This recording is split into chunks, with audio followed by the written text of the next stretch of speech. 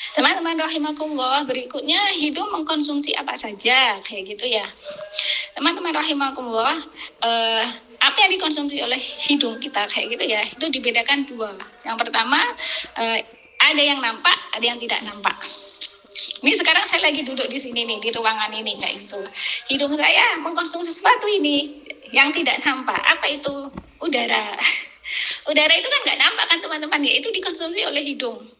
Masya Allah ya teman-teman, udara itu adalah kumpulan dari gas yang terdapat di permukaan bumi, yang dia itu tidak tampak, tidak terasa, juga tidak uh, tidak bau kayak gitu ya. Ini dalam kondisi udara normal ya teman-teman, tidak mengalami polusi kayak gitu ya. Udara seperti itu. Allah itu yang menciptakan teman-teman. Allah itu bisa menciptakan udara yang tidak nampak, tidak terasa, tidak bau, tapi kita bisa menghirupnya. Kita nggak bisa memegangnya, kita nggak bisa, tapi kita menghirupnya gitu loh. Allah Subhanahu wa taala. Saya waktu nunjuk ini dia, ya Allah kalau kemudian ada orang yang tidak beriman kepada Allah Subhanahu wa taala, ya Allah jangan hidup di muka bumi ini deh. Allah itu bisa menciptakan sesuatu yang tidak nampak, tidak terasa, tidak bau, tapi kita menikmatinya, udara.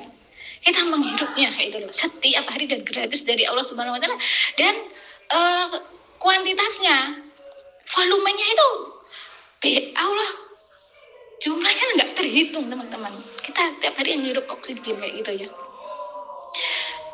gratis dari Allah Subhanahu wa taala kayak gitu loh ya.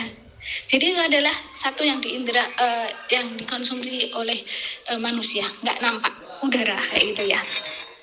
Kemudian berikutnya bau ya. Kalau bau ini beda. Nah, kalau bau itu kan sebenarnya zat kimia yang sudah tercampur ke udara ya, akhirnya ya udara terpolusi gitu. Awalnya udara kan tanpa polusi itu kan tanpa bau, tanpa rasa, tidak tampak gitu. Tapi ketika ada bau yang muncul, misalnya mohon maaf ya teman-teman, misalnya teman-teman buang air kayak itu ya, atau kentut kayak gitu ya, itu mencemari udara.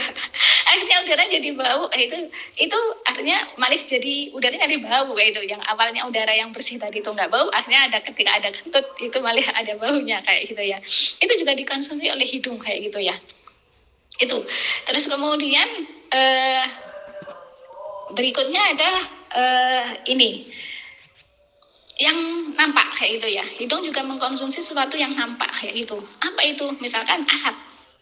Asap ini kan nampak teman-teman. Misalkan teman-teman lagi bakar apa kayak gitu ya, nampak kayak gitu. Teman-teman bisa menghirup asap itu kayak gitu ya.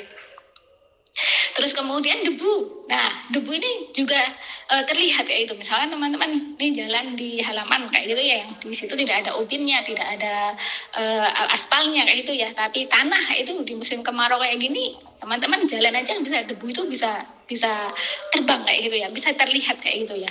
Debu ini termasuk aerosol kayak itu teman-teman.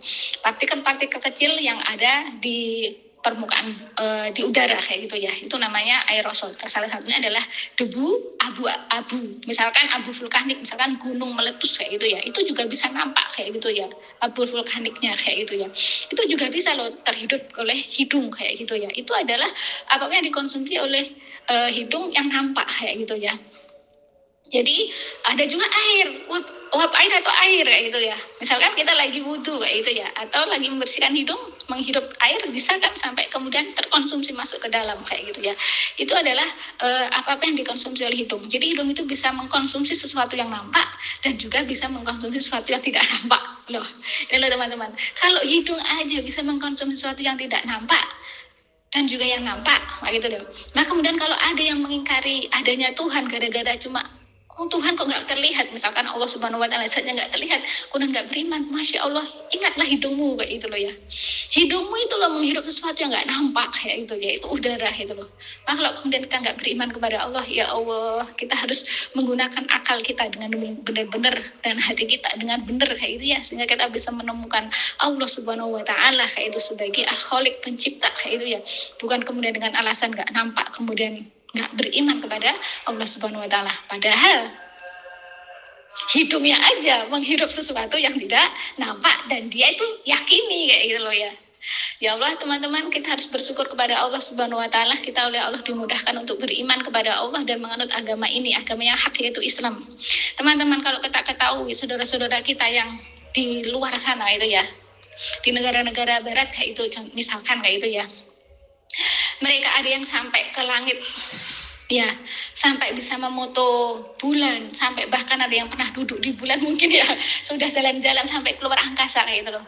Tapi belum tentu itu semua menjadikan mereka itu beriman kepada Allah Subhanahu wa taala. Sedangkan kita nggak perlu sampai sebegitunya. Kita oleh Allah dimudahkan untuk beriman kepada Allah Subhanahu wa taala, dan semoga sampai akhir hayat kita tetapkan sebagai iman dan takwa di dalam hati kita. Amin ya robbal alamin.